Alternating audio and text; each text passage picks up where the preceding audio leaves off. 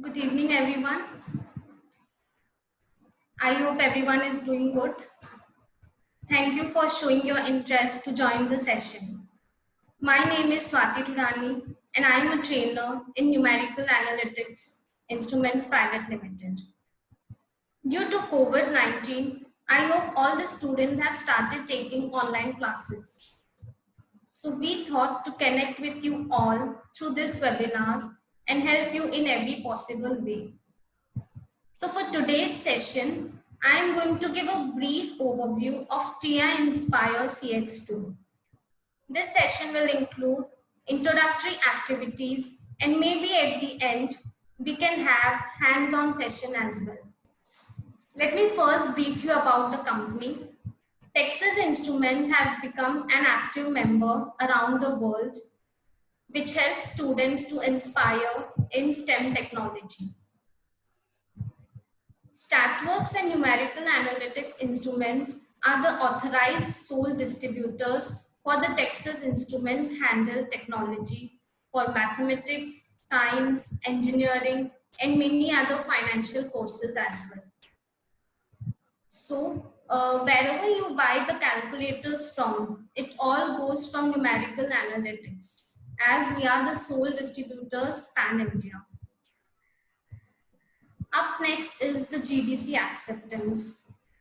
The graphing calculator is a learning tool designed to help students visualize and better understand concepts in maths and science. These are the three models over here: TI Inspire CX2, TI Inspire CX2 CAS, and TI 84 Plus CE, which is approved by both IB and IGCSE boards.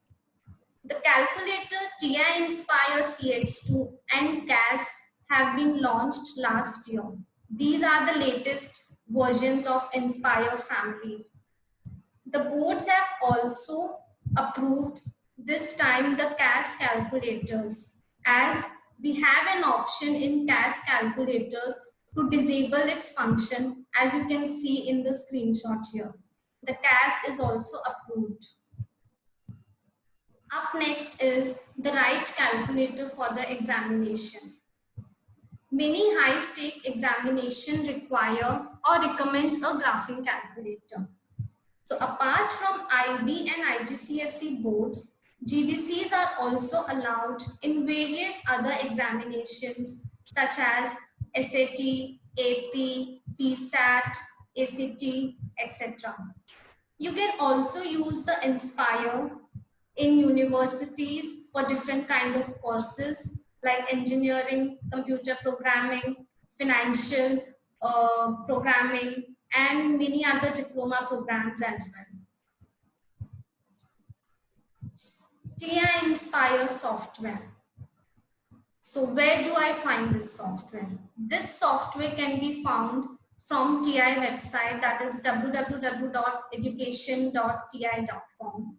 This is the screenshot I've put in here, where you can see the last three options are for the students.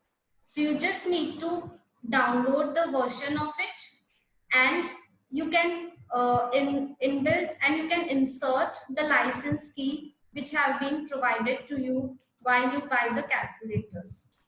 So it is for both Windows as well as Apple laptops. Though most of you have the handheld device, you can also work on software which is alike the handheld device. How do you install it? So once you download the software from the link provided here, you can just follow the prompts, and at the end, wherever required, you can input your license number. Now, where do I get the license key? So if you bought your calculator, it should have likely come with the license number that allows you to use the student software on your laptop or desktop. And what the student software is, it is a kind of emulator for your calculator. You can play with all the functions on computer using your keypad. Right side of the screen, you can see a booklet kind of thing. that comes with the calculator that you have purchased. As I've observed that many students, when they buy the calculator, they just keep the calculator and throw the packaging materials. I request you not to throw the packaging materials, because in that you will have this booklet where you will have the license key that is perpetual. So here with the yellow color, you can see inside it you will find your license key, which can be used to install it in your laptops. And you can just follow the instructions below given. All the instructions will be provided in the booklet. You just need to follow and install it in your laptops. Now, why should we install the student software? So it is recommended to have student software installed because you can charge your calculators more efficiently. Like you can attach your calculator to your desktop using a USB cable, and the charging is faster compared to the mobile charger. You can also upgrade the latest operating system easily. I am going to show you how. And you can also transfer the files from from your calculator to the laptop, or from the software to the calculator anyhow. So these are the latest operating systems over here.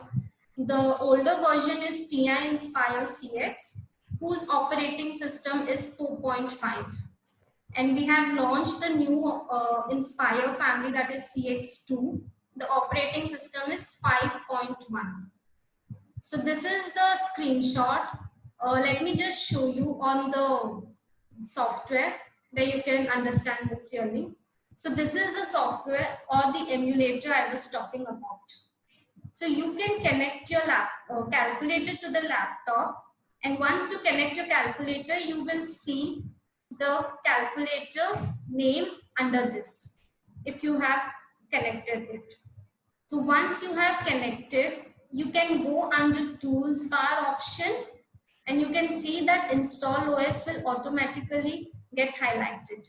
You need to just press Install OS. It will update the operating system of your calculator. Now, how do I check my latest operating system? So this is my home screen of the calculator, and number 5 is the settings over here. When I go in settings, and when I click on number 4, status, I can see the version here. This is the latest operating system I am using. You can also know the battery backup, how much battery is left on, and so on. So this is about, you can check your updated operating system. Next up is the calculator keypad layout. So this is the calculator. This calculator is divided into 3 zones: navigation zone, math and numeric zone, and the alphanumeric zone. The first zone is basically used for navigation buttons. This big button in the middle you can see is the navigation pad, which allows you to navigate on the screen using the left, right, top and bottom arrows. In the center you have a touchpad which allows you to move a pointer around the screen. Anything that you see in blue about the buttons can be accessed by pressing Control and that particular button. Next up, we have the alphanumeric zone at the bottom. It contains all the alphabets A to Z in an alphabetical order. And you can see that the alphabets X, Y, Z are highlighted. So this is because generally in maths, we use X, Y, Z variables more often. So apart from this, in the math and numeric zone, you have some functions on the right hand side, all the mathematical operations, and on the left hand side you have some mathematical functions along with 0 to 9 numbers in it. Here if we see, the negative signs are repeated twice. So may I know the reason why do we have 2 minus signs over here? You can write your answers in Q&A portion. And next up here we have mini computer like keys, for example, escape key, tab key, control key, and so on. So all these keys somehow function like a computer or a desktop. You also have further keys, right, like catalog, math template, rational keys, trigonometry, and so on. Let me just show you on the software. So when I open my new document, here this is the catalog book. So this book contains predefined functions. It allows you to find commands, and then when you find a command, it will also give you the syntax that is provided here. So you need not remember the order that is to be written. Beside the catalog, you also have this template, which is a math template where you have division, square root, under root, logarithms, integration, differentiation, and so on. Up here you have a pi key where you have all the conversions, degree, radian, gradient, and etc. Apart from that, you have the rational keys, which is above the equal to sign. So that can be accessed by pressing control and equal to. So you have greater than, lesser than, and so on. So yes, so we were discussing why do we have two negative signs over here. So this negative sign here you see is a mathematical operation, a subtraction. And this negative sign is for any number before. It's a negative symbol and this is the operation. Yes. Now next up we have the home screen. This is the home screen. When you switch on the calculator, this screen you will see. And the screen is divided into three different parts. The scratchpad portion, the document portion, and 6 different applications. Now, coming to the scratchpad, first let me tell you how to navigate between them. So to navigate between different options, you have a navigation pad over here. So you can use right, left, top, bottom arrows, or you can also use the number or letters next to the option. Let's say I want to open my browse thing. So before browse, I see number 2. So if I just press number 2, it automatically opens up. So this is another method of navigating between the options. Now let me first explore about the scratchpad. The aim of the scratchpad is for somebody who wants to, just do quick calculations or just plot a graph on it. I myself don't use scratchpad much often because if you look at the bottom of the screen, you have got 7 different applications and the scratchpad has just 2 applications, that is graph and calculate. So I always recommend students to use document section rather than the scratchpad section. On the right hand side, we have the documents part. It has got some options that suggest it has a potential for that handle to work like a computer. In a sense, it does, because what you do is you can create, you can edit, you can save the documents. Let me just show you. The first one is the new. So when I click on it, it will always ask you whether you want to save the previous document. If I want to save, you can just press yes and give the file name. And if I don't want to, then no. And once I save the document, all the saved documents can be seen under browse. So here you have all the saved documents. Let's say I perform some simple calculation, 3 plus 5, a basic calculation. And by mistakenly, I have pressed my home option. And again, I want to get the same screen that I was working on. So this number 4 is used for the current document. So if I click on number 4, it will always take me to the document that I was working on. the current document. And next up is the file settings. Here you have various types of settings. So about this we will discuss in maybe in a moment. And we have already seen the number 4 status about the version. Yes. The third part of the home screen is we have got icons which represent 7 different applications. The first one, you can also navigate on the home screen using a tab key. This tab key is a very useful key. It moves from one entry field to another. So let me first open my calculator page. So this calculator, you can do all your numerical, symbolic calculations, probabilities, statistics, matrices, vectors, etc. So calculator application works as the base of all the 6 applications. It contains history of all the applications. When I press tab again, it will take me to the next application, that is the graph. So here you can plot your graph and you can locate key features of graphs, etc., etc. The graph application is, quite interactive, dynamic. You can do relational graphing. Here you can see relational graphing, parametric, polar form, and whatnot. You can also view the graph in 2D, 3D graphing, etc. Next up, press tab again. It will take me to my next application, that is geometry.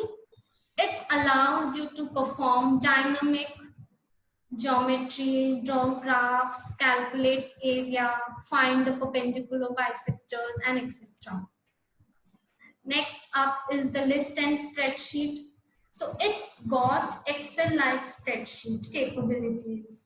And for those who want to do some statistical operation, any kind of test, regression, it is vital that you enter your data into this application, and then how do you get your statistical plot?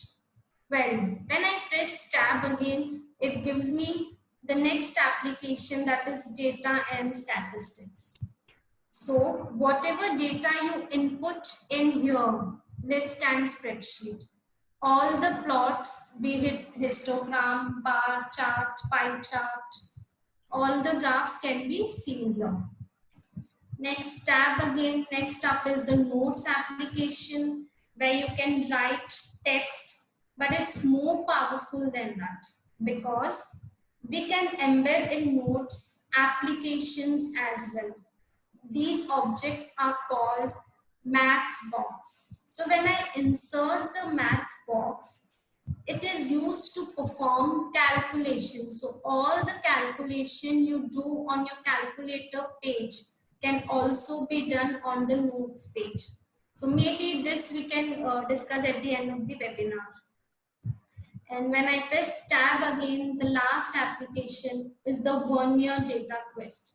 So this is quite a nice one for the science experiments. All the Vernier probes and sensors can be experimented here. So next up we have, let me go back to the presentation, the page menu layout. One of the most powerful section, and yes, this is true on all applications, is what I would call an intuitive menu structure. That is, every application has got different menu options. We don't need to press a lot of buttons. It's just one button, that is menu. And then follow along until you find the operation or the thing that you want to access.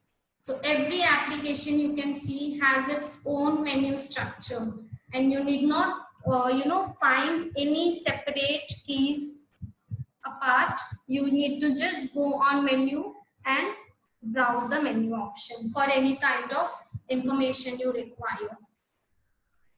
Next up in the home screen, the next section is the document section, a very important section. So whatever work you do with the handheld, it is all contained in the documents where you can share with other handheld users, you can share it with your software, you can transfer the files from software to handheld to software, etc. So each document is divided into at least up to 30 problems, and each problem contains up to 50 pages. Let me show you, and let me first explain you what are these problems and pages. So let me first create a new document, calculator page. So how do I create a problem in a page? Let us first see that. I've created a new document. Let me just press the doc key at the above. And here you can see file. You can create a new document, open, close, save the document. It works like a computer. You can edit the document, view the document. I'll just come back to this. The number 4 is what we are looking for, insert. So when I click on insert, I see I have two options over here, problem and a page. And beside page, I can also see that we have a shortcut for it, Ctrl+I. So let me just create a new page. And my next part of the question is on graphs. Yes, here I can see 1.2. I will show you again how to create a page. Document, number 4 insert, and number 2 page. So this is how you create a page. Similarly, how do we create a problem is the same procedure. Click on doc key, number 4 insert, and number 1 problem. So my second problem is on statistics. So I will select this. Yes. Now here, if you have observed, this is 2.1. So this is a completely new problem. And when I was creating a page, it was coming on in the same problem. Let's say 1.1, 1.2, 1.3, 2.1. So all the numbers that you have before the dot belongs to the problem, and all the numbers that you have after the dot belongs to the pages. Now, why do we have to create these problems and pages? How are they different between each other? So firstly, in an examination, let's say you have 10 questions. So you can create 10 different problems for each question. First question 1.1, second question 2.1, 3.1, so on. And let's say in my first question, I have several subparts, 1A, 1B, 1C. So I can create pages 1.1, 1.2, 1.3. So it is very easy to access between them. Because if I am not getting my second question, I can just leave the problem page as it is, and I can move on my next question. So this is how it is quite helpful from examination point of view, the pages and the problems. Now, let me show you what is the difference between the pages and the problems. This is my first page, first problem, first page. This is my first problem, second page. So let me come back to my first problem. Let me define a variable A. Let's say A is 7. So when I again recall the value of A, you can see this one is in bold, which means we have defined the variable. I click enter, it gives me the value 7. So if I again do it on my next page, 1.2, I will just press letter A, and A we have assigned 7. A we have assigned 7. So here I just press the letter A. I did not press letter number 7. So it automatically plotted the graph, which means if I define a variable on one page, it will automatically take that variable value on all the pages of the same problem.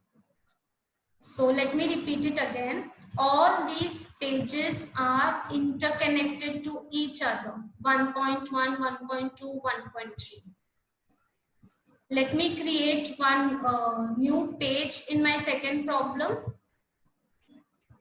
and let me take the value of a over here and press enter. Here I can see that the variable is not defined. Why? Why? Because I am doing it on my second problem. But the variable which I defined was in the pages and the problems are not connected. You can always retain its identity in the next problem whenever you want to. It's a very beautiful feature. Okay, now it is very easy to navigate between pages. Like when you are using the handheld, you can use control right. It will take you to the next page, or control left to the previous page. If I want to see all the pages together, let me show you control and the top arrow. So it will show you all the problems or the pages that you have created. So in problem 1, I've created 3 pages. In problem 2, I've created 2 pages. So this way you can see all the problems at once. So let's say I don't want to navigate between them. So directly you can press Control up, and I want to go in this question. I can directly do it like this. Also, if I want to delete my page, so I can navigate between them, and I can select that particular page and use this delete key over here. If I click on delete, the page automatically deletes. So you can delete the pages as well. So this is a very important feature of creating problem and pages. So you can create up to 30 problems, 1.1, 2.1, 3.1, and so on. And each problem can contain 50 pages. So this is how we created problem and pages. So for problem, document key number 4 and number 1, 1.1, 2.1. And this is how we create a page, document key number 4 and number 2. You also have shortcuts for it. You can see this. Okay, next up we have multiple page layout. So multiple page layout is Inspire screen can be divided into several layouts. I can show you how to add it. Let me just go back to the software. So this is my page. Again the same procedure. Let me press dock key. Here you can see number 5 is page layout, and let me select the layout. So when I go to select layout, basically we have 8 types of layout, layout 1, 2, 3 and so on. Let's say for example we choose number 8, because the calculator can have like up to 4 applications on the same screen. So I have created 4 different applications. My first problem is on calculator. Now second, I have a graph question. Third, I have a geometry question. Fourth, I have a list and spreadsheet questions. Once I create all the pages on my single screen, you can resize the pages as well. So you need to get the pointer here. And when you get this symbol, you can move left to right, top to bottom, however you want to. Here you can see all the applications have different colors, green, blue and everything. So this latest model has colored application, like everything you can differentiate using color. But previous TI Nspire CX was all black in color. Okay. So once I created, but let's say I want to ungroup these layouts. I don't want my single screen. So again, I'll go to my dock key, number 5 page layout, and number 8 you can see. So instead of navigating You can just press number 8. And if I press number 8, it will automatically use that option. So all the pages have ungrouped. I can see it on different pages. 1.1 is a calculator, graph, list and spreadsheet geometry. All the pages have ungrouped themselves. So this is how you can also create multiple pages on a single screen. Okay, next up we have navigating your document. So this we have already discussed. When we have different pages and problems, how can we navigate between them is using control right, control left to navigate between the pages. And if you want to see all the pages together, it is control and up arrow. So you can see in my problem 1, I have created 2 pages. In my problem 2, I have created 1, and so on. So all my pages and problems can be viewed in thumbnail format, which we have already seen. Okay. Next up, we have multiple ways to access tools. So these are some common basic computer shortcuts which is same in our calculator TI Inspire. Like Control S is for saving, Control C is for copying. So all these shortcuts are same in the calculator as well. Maybe we can show you some of the shortcuts. Maybe now we can start with some hands-on session. So then we can avail these options and show you that these can be used wherever required. Now next up is the document settings. So Jyoti will take care from here. Yes, Jyoti, you can continue from here. Thank you, Swati. Hi all, this side Jyoti, and what I am going to discuss is what I would like to talk about today is something which will help you to manage your calculator and how your settings and your various applications. Also, we will look about some useful shortcuts and the various features which are useful in your IB and the IGCSE courses. So we will start with the setting part. If you want to go to the home screen, we can always use this small house which is there on your keypad. And if I press this setting and then I go to the document setting, so we'll get this screen.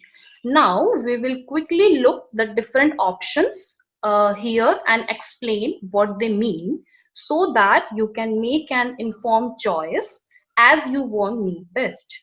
So the first is your display digits. Basically, by default, display digits are float 3. You have the option of fix and float. Here, the float is basically saying that what is the maximum amount of digits you want to get Indian answer. For example, you have selected with the float 4 and I asked the calculator to calculate 4 divided by 3. So as an approximate value, it will display 1.333. So that is what the 4 digit is. So float basically says what is the maximum number of digits to be displayed in the result. So moving ahead, we have the fix option. So now fix will always display the amount of decimal places given by the number. For example, if I select with the fix 3 and if I divide 1 upon 3, it will give me 0.333. So we basically recommend to all the students to select it as a float 3. The reason is in the most of the calculations, we need to give answers to the 3 significant figures so that 3 float will be quite important. So moving to the next option, next is the angle and the angle is radian over here. Now in the majority of the questions and the scenarios, we require radian. However, if you want to use degree, if you want to use gradient, you want to use degree radian, you can use, and you can quickly change it over from here and do your questions. So by default, we keep it to the radian only. Pressing the tab, our next option is the exponential. One more thing, the new TI Nspire CX2 models have a feature where you can change this degree and radian easily within the problem. So we will get to that in a minute. Next is your exponential format. One more thing I want to add you to notice that I'm using this tab button to quickly move across between the options. So it is actually very handy button to use for navigating. So coming to the exponential, here we have normal, and we keep it as a normal only unless you want to perform some scientific calculations or the other. So selecting the normal over here, coming to the next option, we have the real or the complex. So by default, we leave it as a real. Next is your calculation mode. In the calculation mode, it's my personal preference that you leave it as an auto only. So from auto and approximate, you use the auto calculation mode only. Your next setting is the vector format. So in the vector format, we keep it in the rectangular format only because it is the only vector system that we learn. We do not study generally about the cylindrical and the spherical. So we select with the rectangular option. Your next is base. Now moving to the base, we definitely work in the decimals. So as we do not do any computer science in our math courses, so we do here select decimal only from hex, binary and decimal. So once you are done with all the options, generally for students in the document settings, you need to change the display digits and the angle form. Rest, we prefer you to keep it as a default only. You can change it according to your questions. So moving with the tab ahead, I will select the OK and press enter. It will take me back to my home screen. And then what happened, whatever settings I have done, these are saved for every document. So moving ahead, I just wanted to show you that how that float is working. So let's go to this calculator page. I'm on the first calculator page now. Let's do a simple calculation. So let's do it using the numerical solve. I will go to menu, then in algebra. In algebra, I have this numerical solve. So using this numerical solve, let's say just find the value of x. I'm taking this equation 2 to the power x, and that is equal to 3x. To complete this equation, we must put comma and the name of the variable which is used in the equation, unless it will show you some error. So next is press enter and you will get your answer 0.458. This is because I have selected float over there. Okay, so one more thing, if you want to see, yeah, it is up to the 3 significant figures. If you wanted to see this whole digit, you can just copy this number and press enter. I will show you again. Just copy this number. To copy, you can use your up arrow. Once it get highlighted, press enter and it will display you the full number. So the same setting for the decimal numbers can be done in the graph page as well. So what we'll do is we will insert a new page. Let's say control doc, and I need to work on the graphs. So I will select the add graphs. So we are on the graph page. So once you are on the graph page, to get the entry line, use this tab key. So this time I'm not having any entry line. So for that, just press tab key. So I can, let's say we will enter our first function. Let's say enter x square plus 2. And once you are done with the equation, you can press enter. So you can have a view of this. I will get the parabola. Now let's say I want a coordinate, a point over on this parabola. So for that, what we used to do is just press P. press P. It will ask you either you have a point or the point by coordinates. So we are going with the point, just select it. Yes, move it over to your parabola where you want to stop. You can stop it and press enter. So once you press enter, you will get that point. Now this pencil will be there. To escape it, just press the escape key. You will get it. Okay, so now we are on the graph page. We have plotted the parabola. We have the points. We have the coordinates.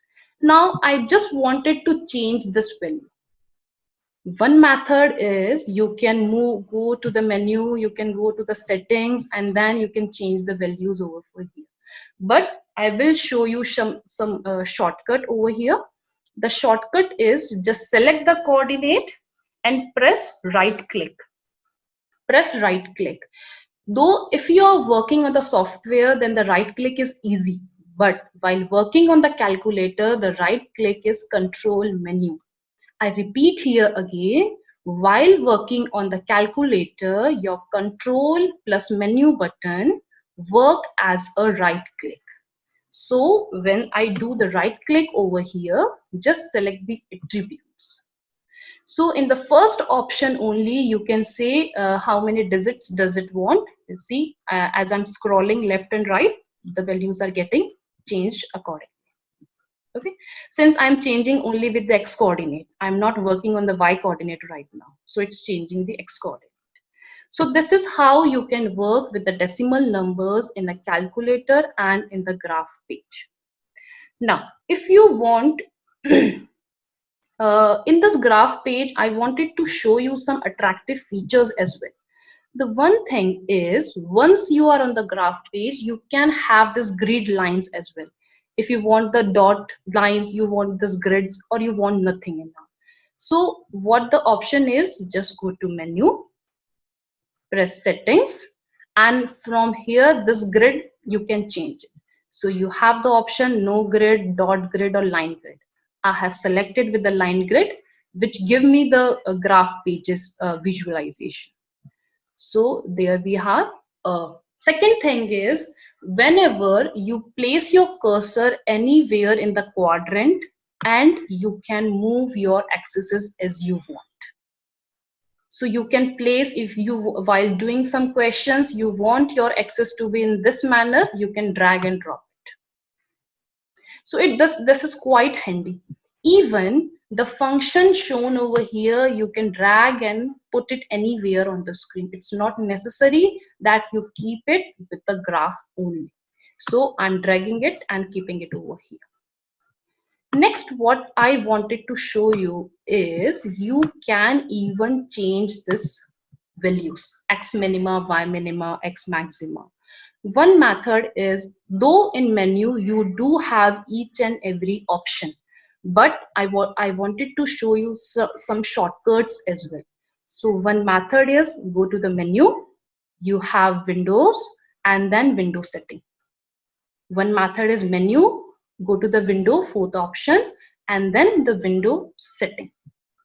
Other method is, you can change it from the screen as well. Suppose I wanted to change this value, just select it, delete, and put your number. So once it's done, you can press tab and it will take you to the next axis automatically. So again, I can change it to -10, or say -10, and press enter. So this way you can change your graph page. Moving ahead, suppose I don't want this graph. I put it something wrong in my equation, and it must be somewhere over here. It must start somewhere from here. After writing the equation and getting the graph, you can even change its place. So you can just drag. Once you get this plus sign, plus arrow, you can just drag and drop it anywhere onto the screen. You must notice that while shifting this equation, graph, my equation automatically changes. You can also change the width of this graph this way.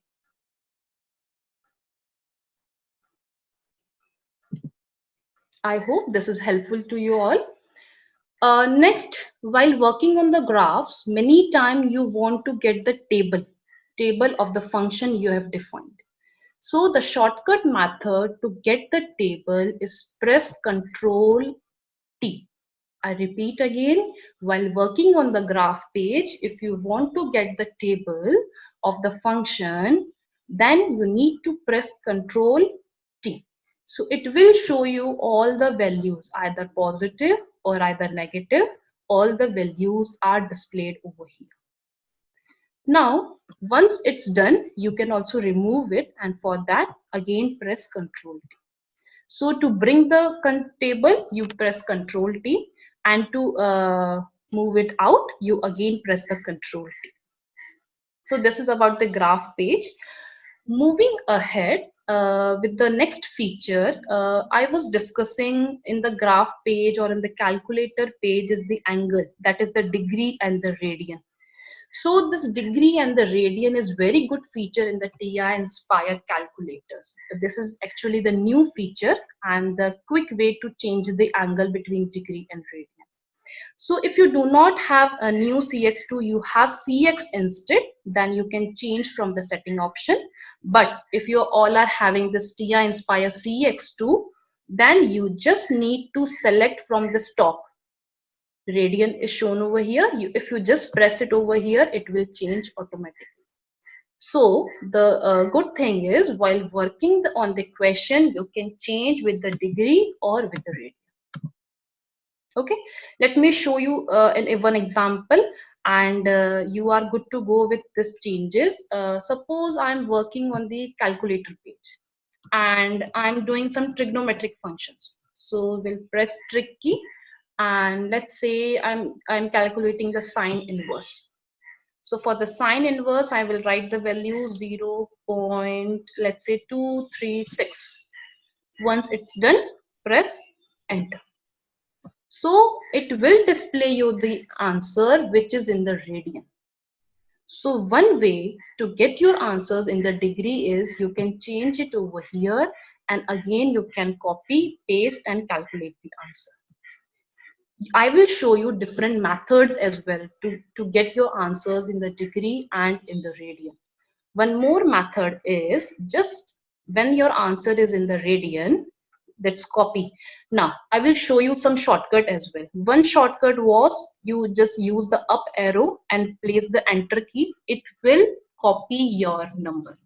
One more method is, you all are aware about the laptops and the desktops.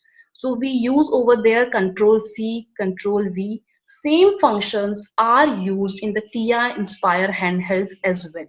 So what you need to do is, if I'm selecting this, just press Control C. It's get copied. Now I want it over here, just write Control V. So what I have done is I have copy paste my answer. Now I wanted it to be in degree. So what I will press is, I will press Control and this catalog. Control and catalog shows all the symbols present in the TI Nspire calculator. So from here, I will select this conversion symbol and write DD. DD is basically the decimal degree, and just press enter. When you press enter, your answer is showed in degree, that is 13.7 degree. So without changing this angle setting, I have got my answers in the degree. So apart from this, there are many different ways to solve the questions using the TI Nspire. Also, you must be aware about the SPI key. You can also use the SPI key for solving the questions like theta, degree, gradient. You can use any symbol over from here and solve the questions as you want. Moving ahead, this is about the conversion work. And moving ahead, I will show you some fractional features about the TI Nspire calculator. To insert any fraction number, we always use control and this division key.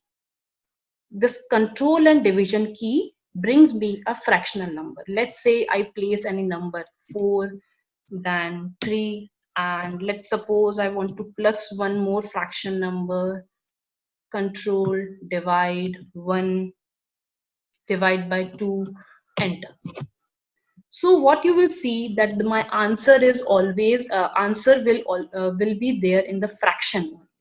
Further, if you want to get this answer in the decimal, what you can do is just copy this answer, enter, and press Control, enter. I want you all students to note this down. This Control, enter is used to change the fraction number to the decimal number. And this is very important while solving the questions. Okay.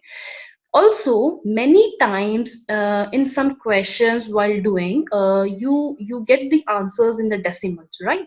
So many times we do require to change this decimal to the fraction also. So we'll solve this only. I will copy this, and to change the decimal number to the fraction, what we use is menu. Then I go to number and then approximate to fraction. There is a in menu you also have the option of convert to decimal. So we are having the shortcut as well. So for the approximate to fraction, we'll use menu, number, and approximate to fraction. Once it's done, press enter. It will get you the fraction number. I hope you are clear with it. Now you have explored about the shortcuts Control C, Control V, and even undo redo. If I do Control Z, it will take me back to the last step.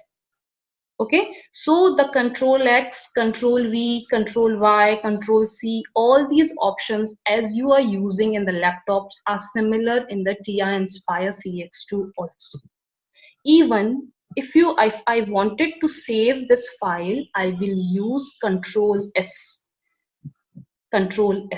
and if I name something like webinar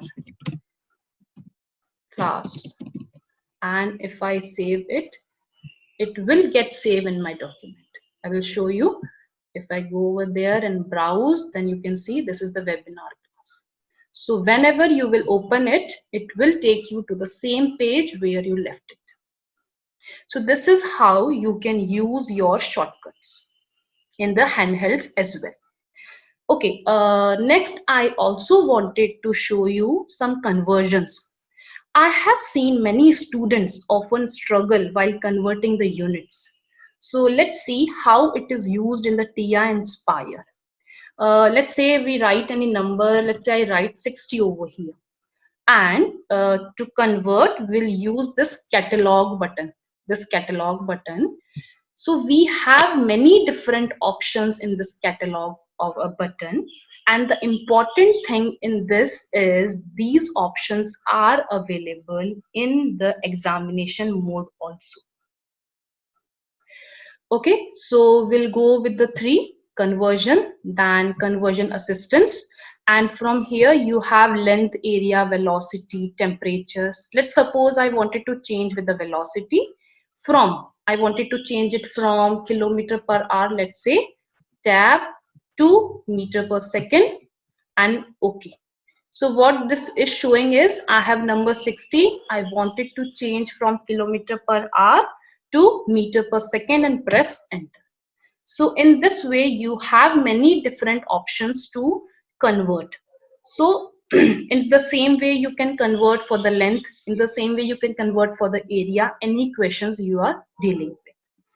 Apart from that, I also wanted to show you this software. This is how your student software looks like. So you can also shift your screen, however type of screen you wanted to use while working.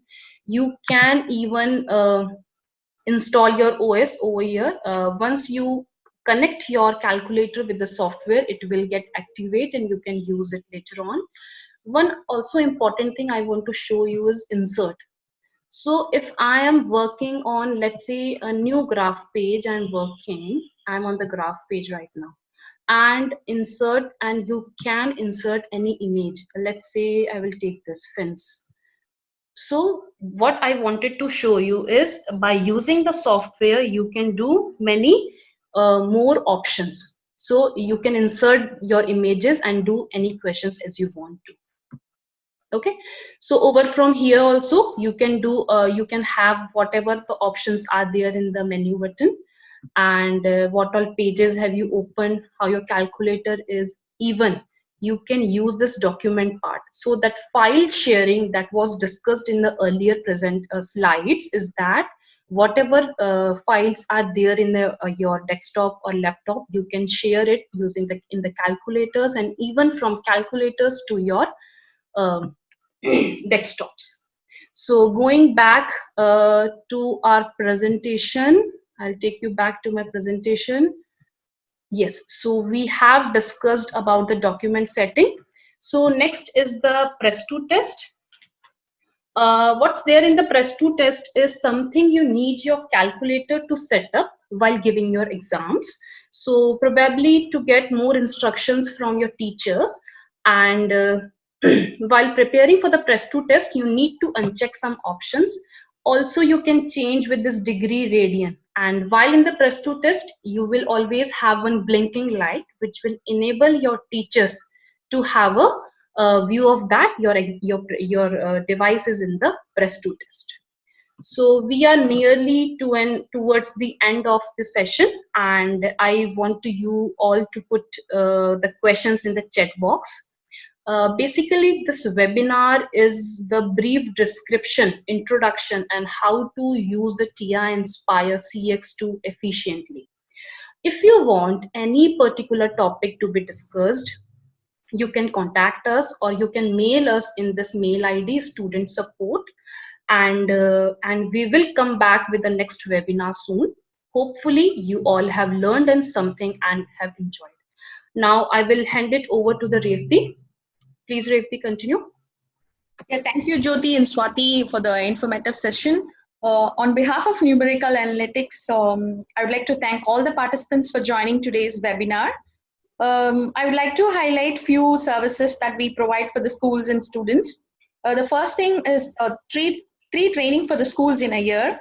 That is, the schools can opt for 3 trainings in a year. The first training is in the beginning of the academic year, and the second in the middle of the year, and the third and the end of the year they can opt for.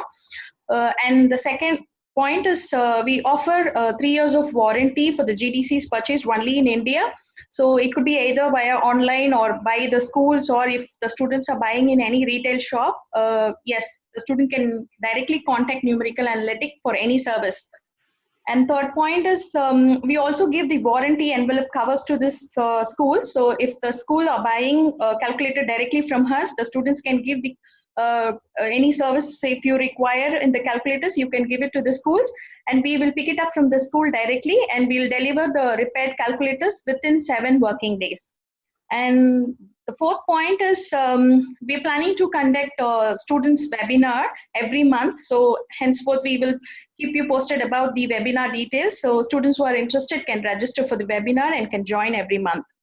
And finally, for this year onwards, for IBDP Year 1 students, we are giving free guidebook for TI Nspire CX2. So these are the services which I thought of highlighting to the students. And thank you all once again.